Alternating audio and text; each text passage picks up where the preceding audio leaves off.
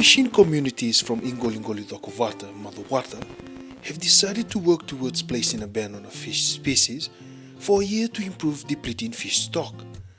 The iQoliqoli Cokovata consists of districts of Dreketi, Macuata, Sasa and Mali have chosen to trial the fish species Camouflage Grouper, locally known as Kasala. My father is a fisherman. He used to catch big fish just near the village, the coastal sites before in the ancient times. But at the moment it's quite a hard story to make it as what was happening in the olden days.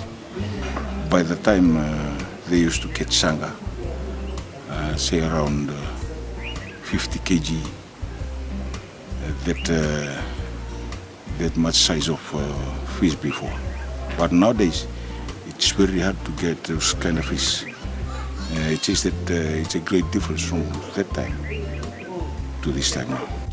At a recent information sharing fisheries management workshop held in Naduri, Macuata, 37 participants were presented with the results of the length-based spawning per recruit ratio survey, which was conducted within the communities surrounding IQC. Piloted in Macuata, the survey saw 12 villages collect data between November 2014 to January 2016. The survey takes into account the replacement level of a particular fish species to determine its current population status. From that fight, based on the results, the communities have agreed through group discussions and group work and consultations and discussions. They were able to identify that the camouflage grouper, the Kasala in the local dialect, and it's the Epinephalis polyphacadium, which is been identified as for three things mainly. One, because of the results of the survey.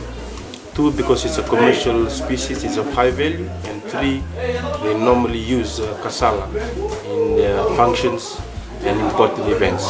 So they've seen that there's a decline in Kasala. So that's another reason why they've wanted, and they have stood up strongly in saying they want to manage the Kasala species. He added that scientifically, the spawning ratio levels for fish should be at 30% or more in order for particular fish species to be considered in healthy numbers for continued harvest. We have been given a very comprehensive and very detailed reporting of what is there out there in the Cokovata regarding fish like Kasala, raw,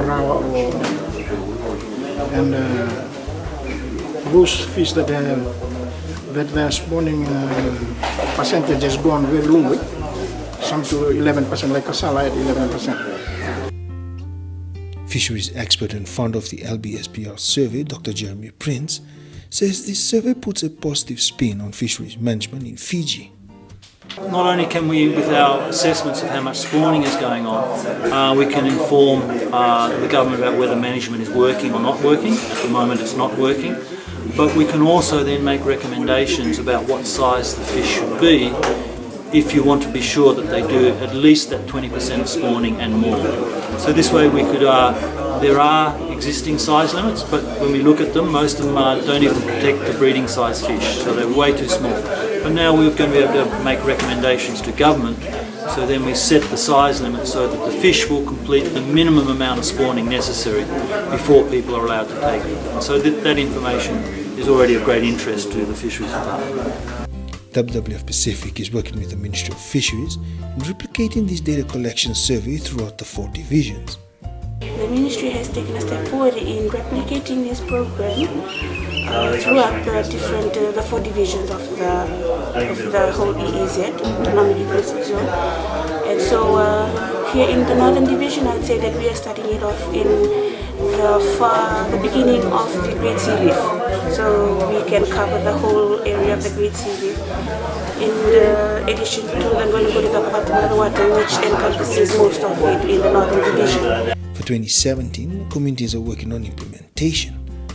Really what we've discussed, the communities have agreed, is that after this 1-year ban, then they'll place the size limit onto the fishing of Kasala, and that also they would propose to be included in the license conditions. So after this ban of 1 year, because of the species of Kasala, there would not be a very drastic increase, but it's also a test to the concept. It also gives a test to the committee for Cokovata, and a number of years that there's been partnership with NGOs such as WWF for conservation. I really admire I think the leadership, the traditional leadership here is still very strong. I think the people are very concerned, very aware of what is happening. They just haven't been connecting the dots and understanding what is happening. But I think with the rule of law and the level of interest we have and the level of leadership we have, that actually it'll take a few years, but we can turn this issue around. It's probably easier here in Fiji than any of the countries I'm working in. The results shared was enabled through funding provided by NZAID and supported through the David and Lucille Packard Foundation, which aims at demonstrating effective governance and management approaches for inshore fisheries in Fiji through collaborative national and community-driven partnerships.